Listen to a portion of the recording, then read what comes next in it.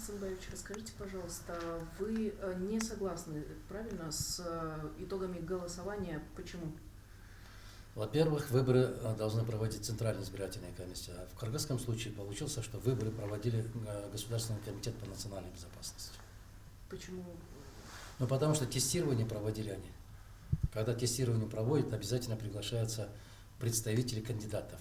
Но они за закрытыми дверями, очень секретно, тестирование проводили именно сотрудниками национальной безопасности. Это впервые.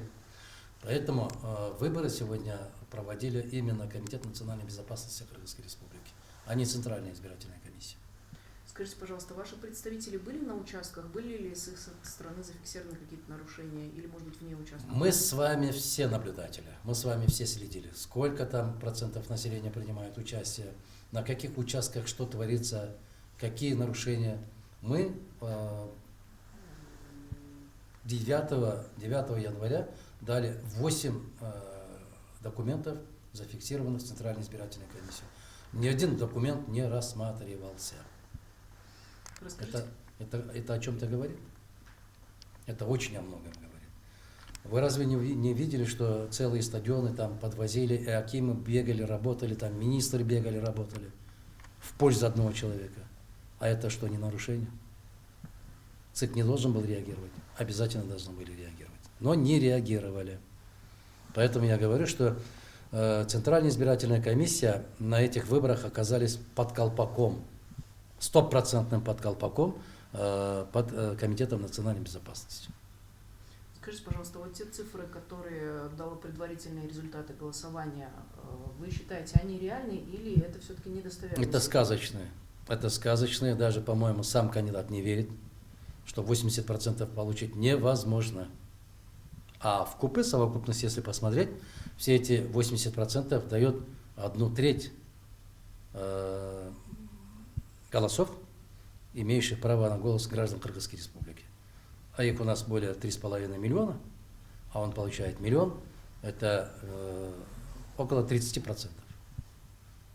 То есть вы считаете, что на самом деле в действительности голосов было меньше за... Меньше было.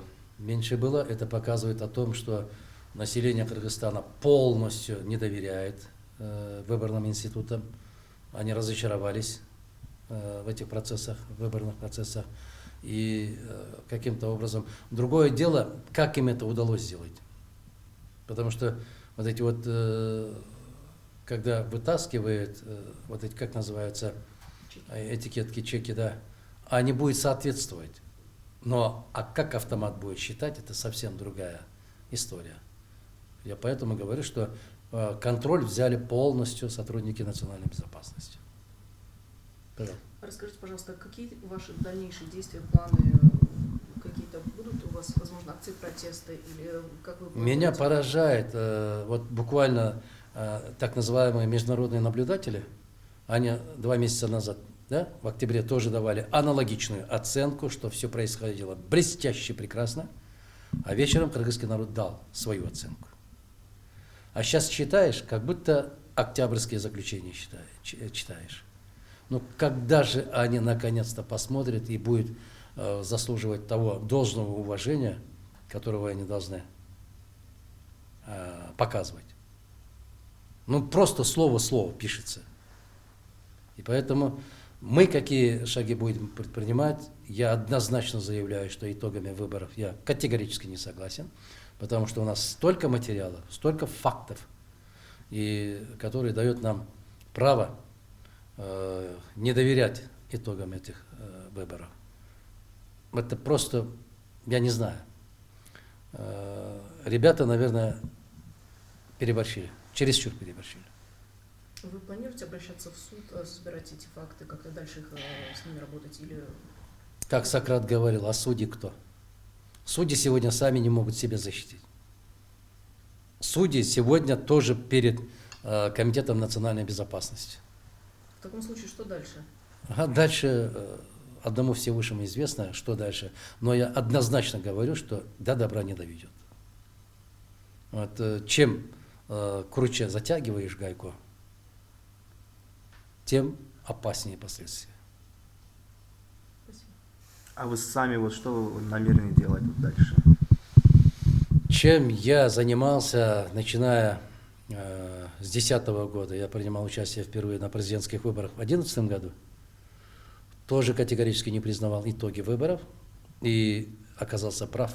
Через 6 лет, по истечении срока полномочий господина Атамбаева, история показала, и те деятельные результаты его работы показали, что я был прав.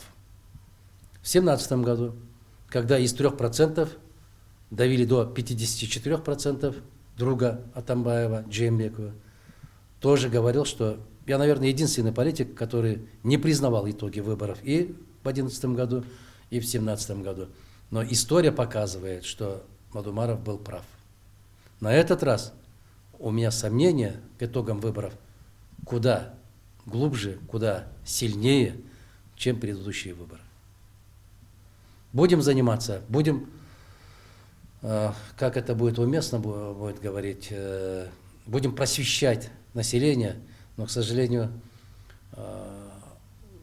политическое просвещение, к сожалению, у нас не ведут политики, они ведут только в течение 1 месяца, предвыборное время. А политическое просвещение надо проводить каждый день, каждый час.